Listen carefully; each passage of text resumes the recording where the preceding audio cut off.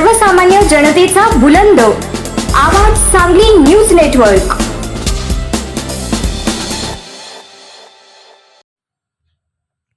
महाशिवरात्रि भारतीयों का एक प्रमुख त्योहार है। यह भगवान शिव का प्रमुख पर्व है। माघ फाल्गुन कृष्ण पक्ष चतुर्दशी को महाशिवरात्रि पर्व मनाया जाता है। माना जाता है कि सृष्टि का प्रारंभ इसी दिन से हुआ था। पौराणिक कथाओं के अनुसार इस दिन सृष्टि का आरंभ अग्निलिंग, जो महादेव का विशालकाय स्वरूप है, के उदय से हुआ है। इस दिन भगवान शिव का विवाह देवी पार्वती के साथ हुआ था। महाशिवरात्रि के दिन भगवान शिव व पार्वती पत्नी पूजा की होती है। यह पूजा व्रत रखने के दौरान की जाती है। साल में होने वाली 12 शिवरात्रियों में से महाशिवरात्रि को सबसे महत्वपूर्ण माना जाता है।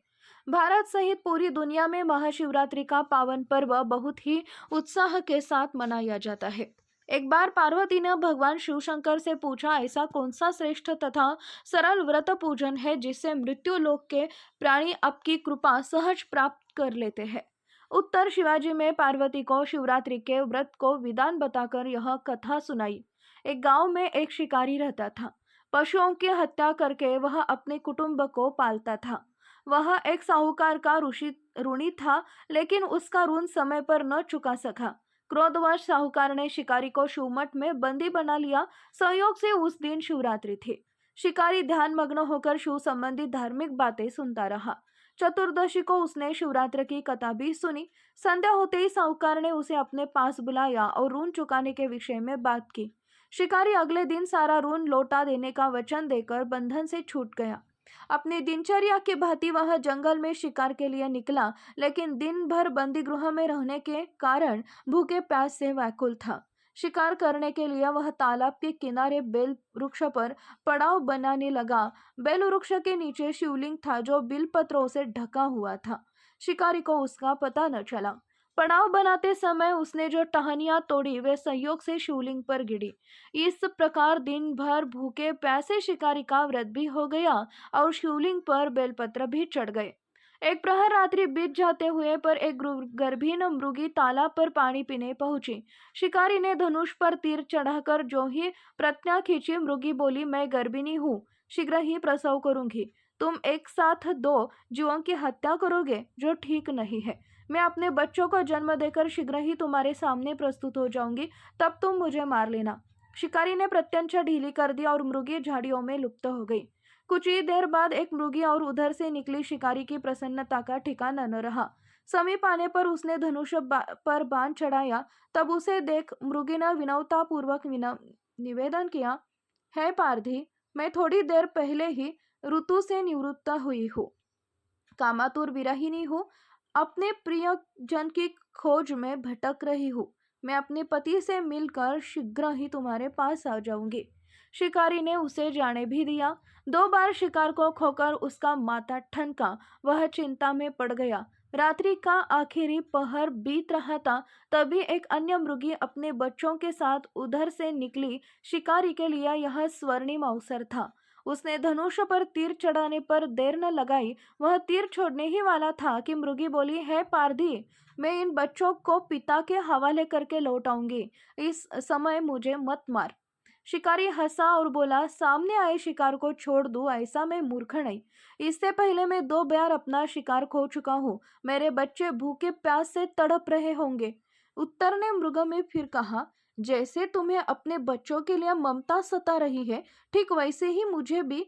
इसलिए बच्चों को सिर्फ नाम पर थोड़ी देर के लिए जीवन दान मांग रही हूँ। है पारदी, मेरा विश्वास कर, मैं इनके पिता के पास छोड़कर तुरंत लौट के आऊंगी, प्रतिज्ञा करती हूँ। मृगी का दीन स्वर सुनकर शिकारी को उस दिन पर दया आ गया। उसने उस मुर्गी को भी जाने दिया। शिकार के अभाव बेल वृक्ष पर बैठा शिकारी बेलपत्र तोड़ तोड़ कर नीचे फेंकता जा रहा था। पाँव फूटने की हुई थी। एक हुष्ट पुष्ट मृग उसी रास्ते पर आया। शिकारी ने सोच लिया कि वह इसका शिकार अवश्य करेगा।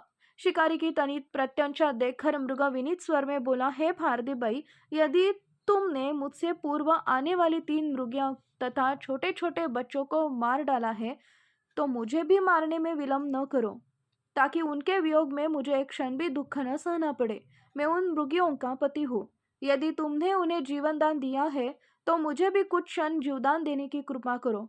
मैं उनसे मिलकर तुम्हारे सामने उपस्थित हो जाऊंगा।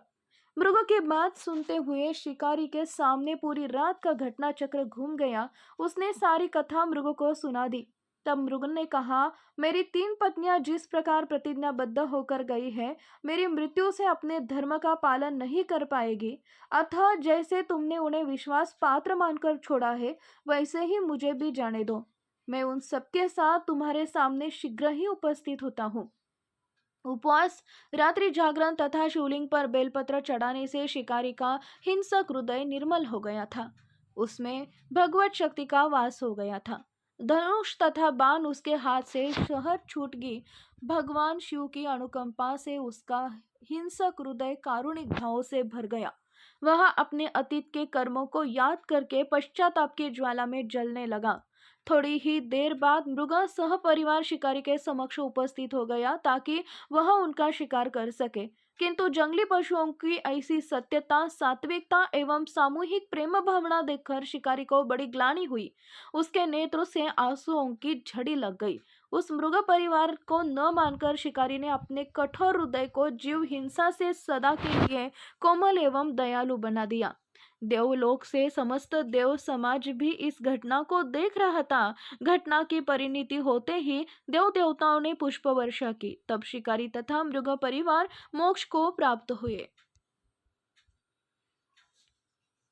मुख्य संपादक डॉक्टर श्रीकांत भोसले, आवाज सांगली न्यूज नेटवर्क व वृत्तपत्र।